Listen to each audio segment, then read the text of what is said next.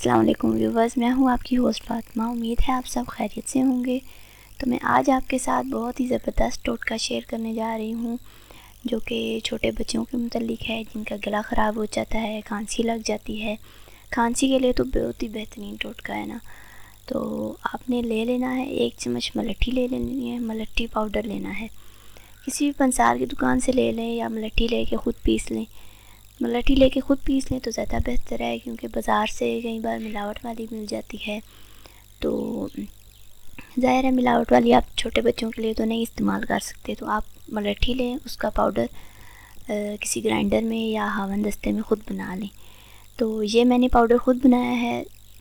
इतना fine powder नहीं बन सका, लेकिन आपने अगर बहुत छोटे बच्चे को चटाना है तो आपने फुल फ़ाइन पाउडर बना के उसको छान लेना है, ताकि जो इसकी डंडियाँ होती हैं छोटी छोटी, ये ना आए बीच में, सिर्फ पाउडर आए। तो ये पाउडर लेके आपने इसको अच्छी तरह छान लेना है। और इसमें आपने इसके अलावा आपने खालिस शहद ले लेना है। शहद का खालिस होना बहुत ज़रूरी है। तो शहद अगर खालिस नहीं होगा तो रेमडी का कोई फ़ायदा ही नहीं है। तो 1 चम्मच मलट्ठी पाउडर ले लें और हाफ़ चम्मच आप ले लें हनी का।